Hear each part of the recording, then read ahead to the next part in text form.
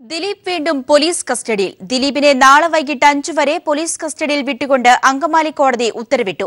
ജാമ്യാപേക്ഷ നാളെ കോടതി പരിഗണിക്കും. പോലീസിന് വേണ്ടി സ്പെഷ്യൽ പബ്ലിക് പ്രോസിക്യൂട്ടർ എ സുരേശനാണ് ഹാജരായത്. കോടതിയിൽ ഹാജരാക്കിയ ദിലീപിനെ ഇന്നും ജനം കൂവലോടെയാണ് എതിരേറ്റത്. കസ്റ്റഡിയിൽ വിട്ട ദിലീപിനെ ചോദ്യം ചെയ്തത് തുടരുകയാണ്. പതിവ് പോലെ ഇന്നും ജനങ്ങളുടെ കൂക്കിവിളിക്കും പ്രതിഷേധങ്ങൾക്കും നടുവിലൂടെയാണ് ദിലീപിനെ അങ്കമാലി കോടതി മുറിയിലെത്തിച്ചത്. അക്ഷോഭ്യനായി കാണപ്പെട്ട ദിലീപിന്റെ മുഖത്ത് പതിവ് സന്തോഷമുണ്ടായിരുന്നില്ല. ദിലീപിന്റെ സഹോദരൻ അനൂപും കോടതി മുറിയിലുണ്ടായിരുന്നു. കൃത്യം 11 മണിക്ക് കോടതി നടപടികൾ തുടങ്ങി.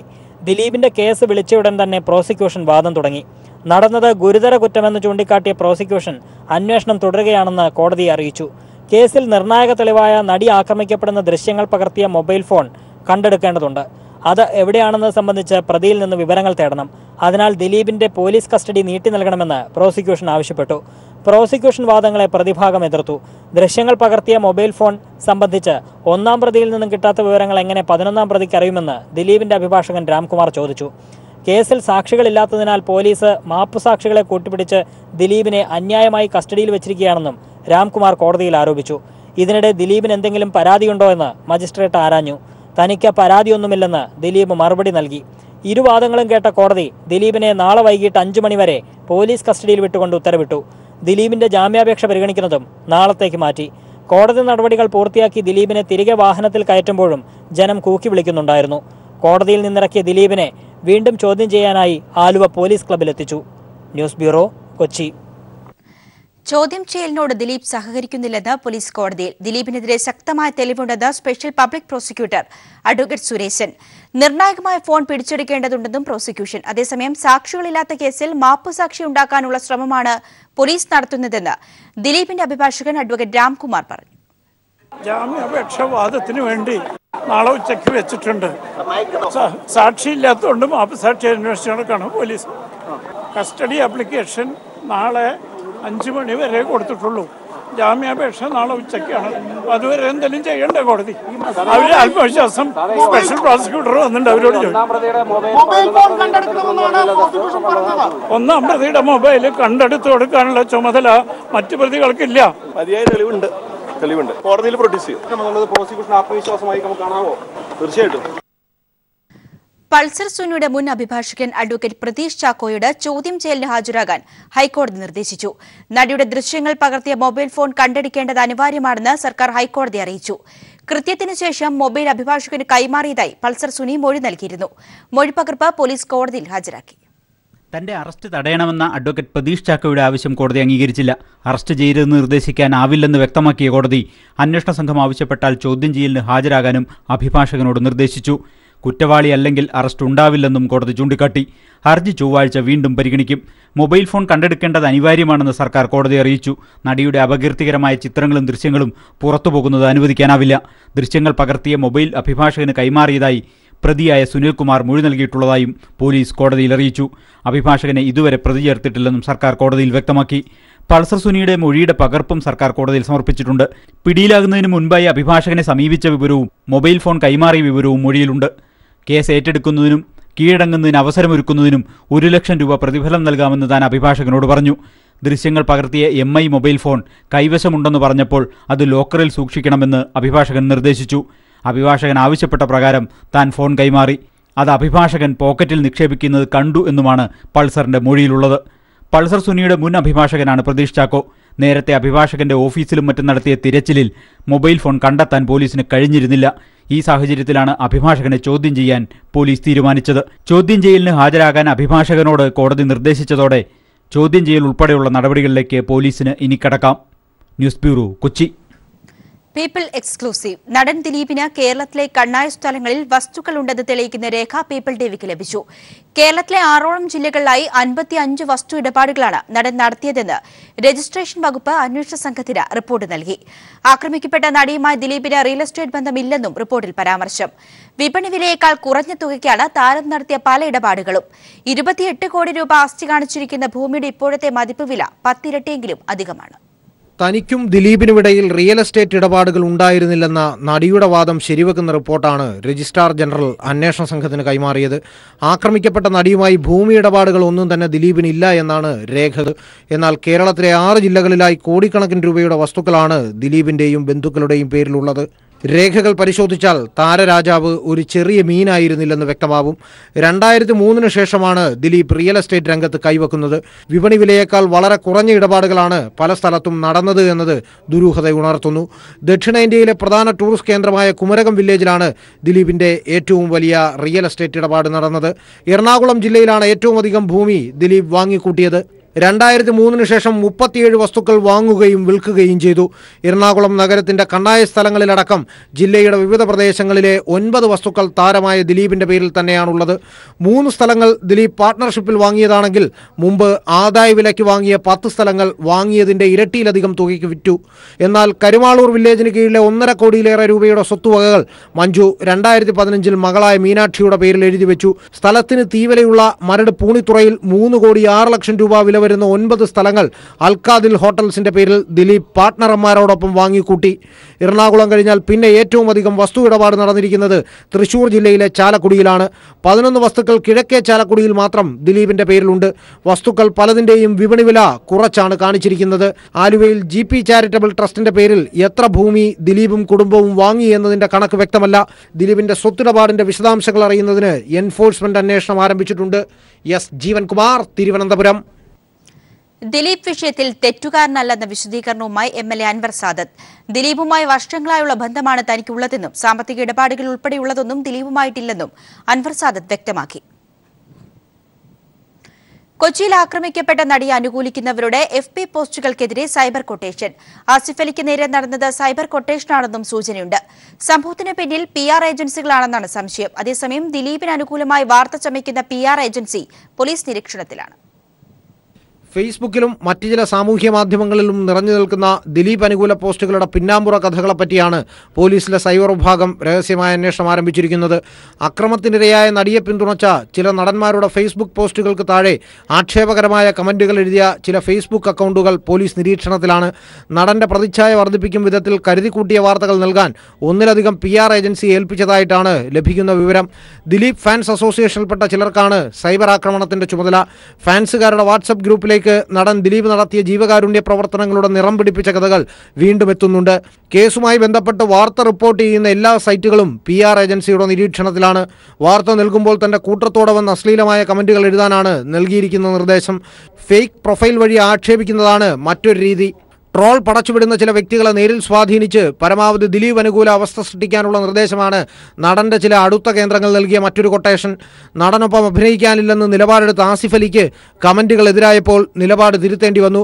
അപകീർത്തികരമായ കമന്റുകൾ എഴുതുന്നവർ സൈബർ വിഭാഗത്തിന്റെയും പോലീസിന്റെ ഹൈടെക് വിഭാഗത്തിന്റെയും നിരീക്ഷണത്തിലാണ്. ഫേസ്ബുക്കിലൂടെ അശ്ലീലം എഴുതുന്നവർക്കെതിരെ പരാതി ലഭിച്ചാൽ ശക്തമായ നടപടിയുണ്ടാകുമെന്ന് മുഖ്യമന്ത്രിയുടെ ഓഫീസ് പീപ്പിളിനോട് പറഞ്ഞു. News bureau, Thiruvananthapuram. നടി ആക്രമിക്കപ്പെട്ട സംഭവത്തിൽ ജനപ്രതിനിധികളെ ചോദ്യം ചെയ്യാൻ തീരുമാനിച്ചിട്ടില്ലെന്ന് Aluva rural SP AV George. എന്നാൽ എല്ലാ ആരോപണങ്ങളും അന്വേഷിക്കുമെന്നും അദ്ദേഹം നെടുമ്പാശ്ശേരിയിൽ വ്യക്തമാക്കി.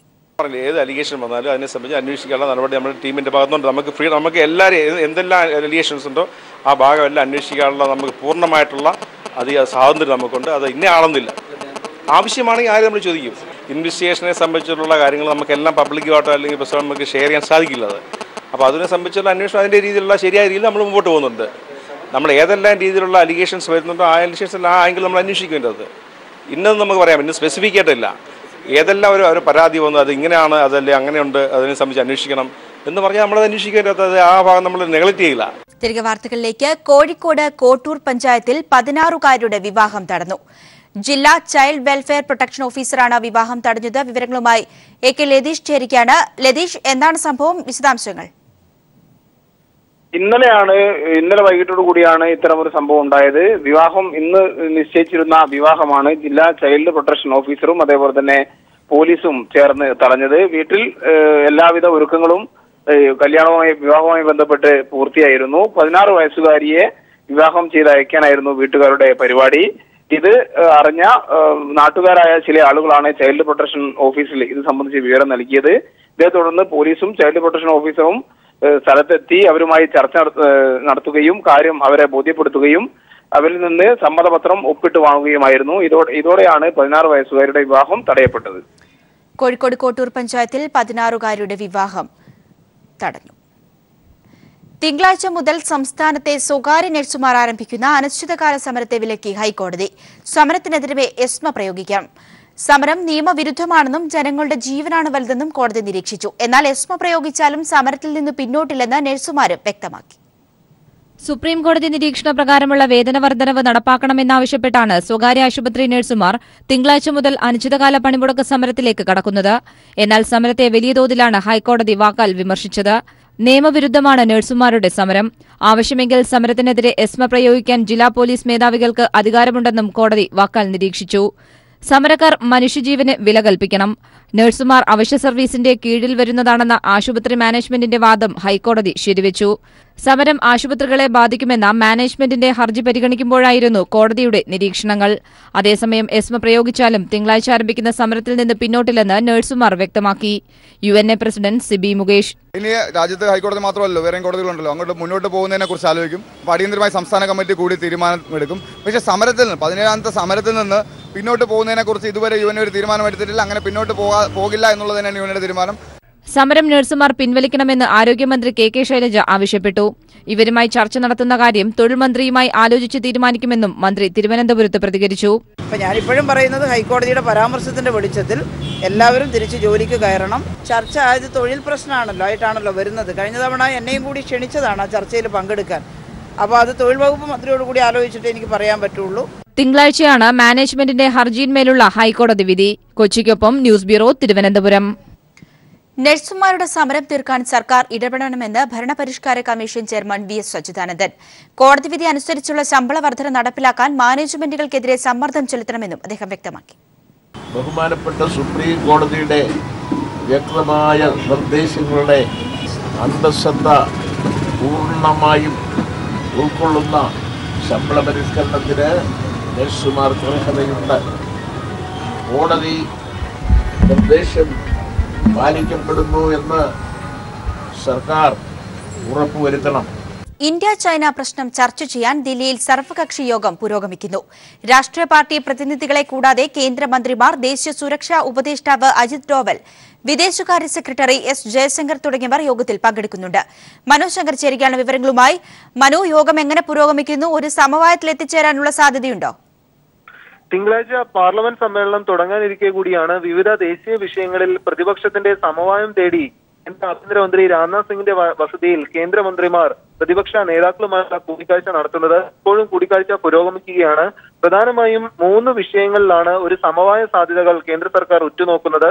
ഒന്ന്, ഇന്ത്യ ചൈന വിഷയത്തിൽ കേന്ദ്ര സർക്കാർ കൃത്യമായ ഇടപെടൽ നടത്തിയിരുന്നില്ലെന്ന് കഴിഞ്ഞ ദിവസം കോൺഗ്രസ് ഉപാധ്യക്ഷൻ രാഹുൽ ഗാന്ധി ആരോപിച്ചിരുന്നു.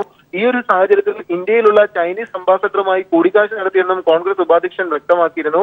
ഇക്കാര്യത്തിൽ കേന്ദ്ര സർക്കാർ വേണ്ടത് ചെയ്യുന്നുണ്ടെന്നും ഇതിന് പ്രതിപക്ഷ പിന്തുണ ആവശ്യമാണെന്നുമാണ് ഇന്ന് കേന്ദ്രം ഇക്കാര്യത്തിൽ ആവശ്യപ്പെടുക.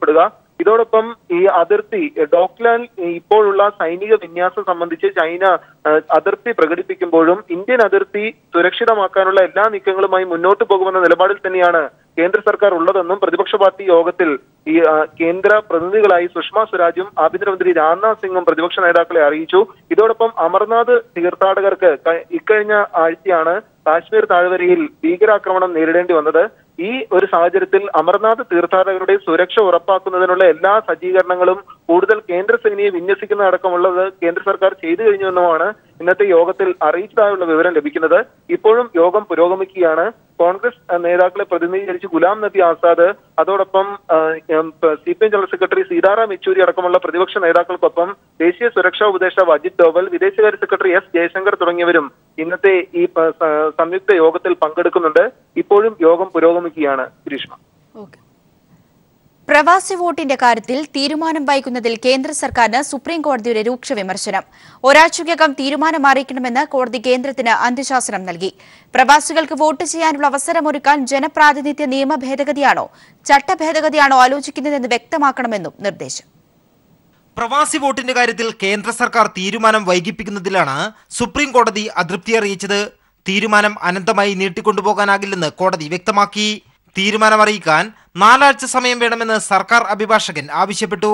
ഇതിന് വിസമ്മതിച്ച കോടതി അടുത്ത വെള്ളിയാഴ്ചക്കകം നിലപാട് അറിയിക്കണമെന്ന് അന്ത്യശാസനം നൽകി. പ്രവാസികൾക്ക് വോട്ട് ചെയ്യാനുള്ള അവസരമൊരുക്കാൻ ജനപ്രാതിനിധ്യ നിയമത്തിൽ ഭേദഗതിയാണോ ചട്ടഭേദഗതിയാണോ ആലോചിക്കുന്നതെന്ന് വ്യക്തമാക്കണമെന്നാണ് നിർദ്ദേശം. അപ്പോൾ ഇന്ന് സുപ്രീം കോടതി കേന്ദ്ര സർക്കാരിനെ നിശിതമായിട്ട് വിമർശിച്ചുകൊണ്ട് പറഞ്ഞത് ഇതുപോലെയല്ല ഒരു കേന്ദ്ര സർക്കാർ ഫംഗ്ഷൻ ചെയ്യേണ്ടത് എന്നുള്ള രീതിയിലാണ് ഇന്ന് സുപ്രീം കോടതി കേന്ദ്ര സർക്കാരിനോട് പറഞ്ഞത്. മാത്രവുമല്ല, ഇത് അടുത്ത വെള്ളിയാഴ്ചത്തേക്ക് മാറ്റി വെച്ചിട്ട് ഏത് രീതിയിലാണ് ഇപ്പോൾ ഇത് ഇംപ്ലിമെന്റ് ചെയ്യാൻ നിങ്ങൾ ആലോചിക്കുന്നതെന്നുള്ള തീരുമാനം സുപ്രീം കോടതിയോട് പറയാനാണ് ഇന്നിപ്പോൾ കേന്ദ്ര സർക്കാർ നിർദ്ദേശിച്ചിരിക്കുന്നത്. 2014 പ്രവാസി വോട്ട് സംബന്ധിച്ച ഹർജി സുപ്രീം കോടതിയിൽ എത്തുന്നത്. പ്രവാസികൾക്ക് വോട്ട് അനുവദിക്കാമെന്ന് കേന്ദ്രം നിലപാടെടുത്തെങ്കിലും നടപ്പിലാക്കുന്ന കാര്യത്തിൽ ഒരു പുരോഗതിയുമില്ലെന്ന് ഹർജിക്കാരനായ ഷംസീർ വയലിന് വേണ്ടി ഹാജരായ മുതിർന്ന അഭിഭാഷകൻ മുകുൾ റോത്തഗി ചൂണ്ടിക്കാട്ടി.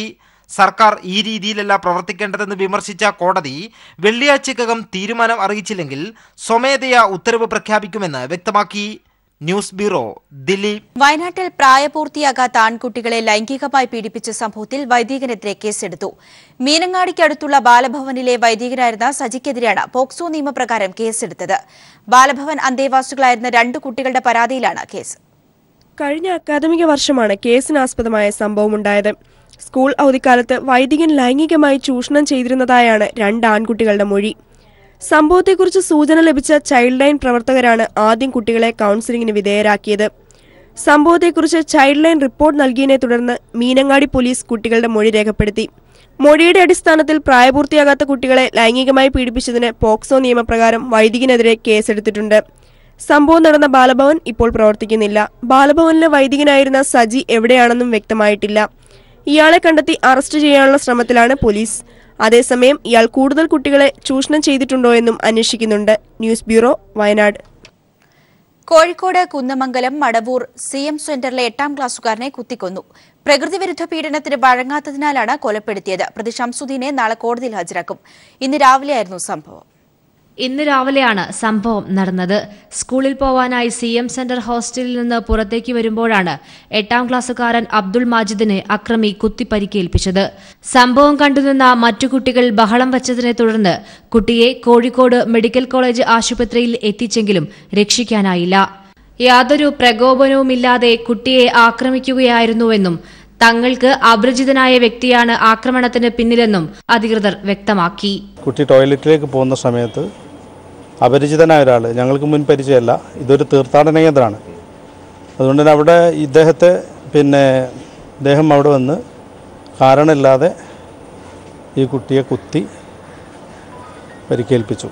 രക്ഷപ്പെടാൻ ശ്രമിച്ച പ്രതിയെ നാട്ടുകാർ പിടികൂടി കുന്നമംഗലം പോലീസ് സ്റ്റേഷനിൽ ഏൽപ്പിക്കുകയായിരുന്നു. പ്രതിയായ കാസർഗോഡ് സ്വദേശി ഷംസുദ്ദീന്റെ അറസ്റ്റ് പോലീസ് രേഖപ്പെടുത്തി. മാനന്തവാടി സ്വദേശിയാണ് കൊല്ലപ്പെട്ട അബ്ദുൾ മാജിദ്. കഴിഞ്ഞ 2 മാസം മുൻപാണ് അബ്ദുൾ മാജിദ് പഠനത്തിനായി മടവൂർ CM സെന്ററിൽ എത്തിയത്. News bureau, Kozhikode. ഓണത്തോടനുബന്ധിച്ച് ആകർഷകമായ ഓഫറുകളുമായി വേൾപൂളിന്റെ സിംഗിൾ ഡോർ റെഫ്രിജറേറ്ററുകൾ, ഫ്രണ്ട് ലോഡ് വാഷിംഗ് മെഷീനുകൾ എന്നിവ വിപണിയിലേക്ക്. നിലവാരം പുലർത്തുന്ന ഭംഗിയാർന്ന രൂപകൽപ്പനയും ചേർന്ന പ്രീമിയം ഉൽപ്പന്നങ്ങളാണ് വേൾപൂൾ ഇക്കുറി ഓണവിപണിയിലെത്തിക്കുക. സിനിമാ താരം പ്രയാഗ മാർട്ടിൻ ബ്രാൻഡ് അംബാസഡറാകുന്ന ലൈറ്റ്സ് ഓണം എന്ന ആകർഷക പ്രചാരണ പരിപാടികളോടായിരിക്കും ഉൽപ്പന്നങ്ങളുടെ രംഗപ്രവേശനം ചെയ്യുകയെന്ന് Whirlpool of India managing director Sunil D'Souza പറഞ്ഞു.